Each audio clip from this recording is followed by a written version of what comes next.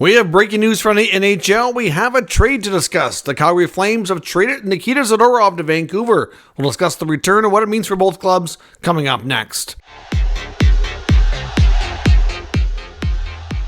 So welcome back to another video here at Top Shelf Hockey. As I mentioned, we have an NHL trade that's gone down. Nikita Zadorov, who's been in the rumor mill for several weeks now, has officially been traded by the Calgary Flames to the Vancouver Canucks. Now, the Canucks were a team that's been mentioned that's had interest in Zodorov. When we've talked about Zodorov here on the channel, we've mentioned usually about 4 to 5 teams that have been rumored to be in the mix for his services or that were very interested at the very least. Some NHL insiders thought that the Canucks may not be able to get this done because the Flames preferred not to trade him within the division and didn't want to help one of their counterparts get stronger, with the hopes of making the playoffs. Of course, the Flames themselves have been winning lately, more so they've been kind of holding off doing some moves here. But Nikita Zadorov, if you remember, actually had requested a trade. So regardless of everything else, it was pretty clear that he wanted out of Calgary, wasn't going to re-sign.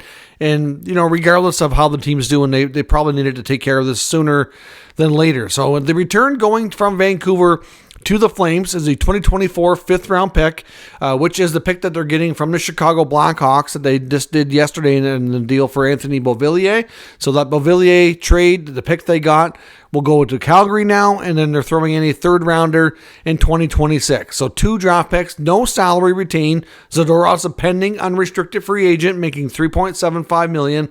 I suspect other teams that were interested, including Toronto was the one that was heavily rumored in the mix here, that they probably wanted salary retained. And Vancouver was not required to do that. Since they freed up the space from trading Beauvillier, they were able to take on the full salary, where the Flames, probably weren't too eager about doing that, but, later on in the year might have been willing to do it if they needed to make a deal get done to get a return, since he wasn't coming back anyway.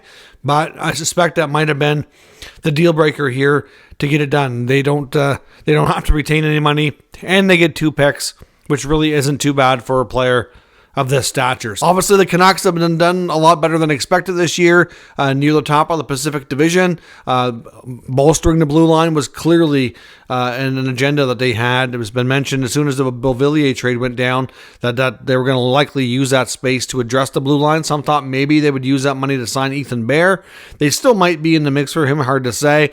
But I wasn't sure that this trade would go down so quickly, but here we are. Obviously, Zodorov will be a nice addition to their blue line, add some size, strength, muscle back there, and will help protect the other Canucks. Obviously, they have some other defensemen that a little smaller in stature, so to have another guy like him. Obviously, Myers has good size too, so not that he's the greatest defenseman, but he is a big guy, a huge guy, that's for sure. Same goes for Zadorov. So let me know your thoughts on this trade. Clearly, the Flames are moving some of these pending UFAs. If they know for sure they're not coming back, I don't really know that playoffs really matter that much. I understand they want to get into the playoffs and generate some buzz on the team, excite the fans, get some revenue going, but if these players aren't coming back and you don't move them, you're going to set yourself back further in future years, in my opinion, but it's tough to balance that out. So let me know your thoughts on the trade in the comments. We'll discuss further. If you're new to this channel, make sure you subscribe and stick around. We'll keep you up to date with all the news, rumors, and analysis of all 32 NHL teams. Thanks for watching, and I'll catch you next time.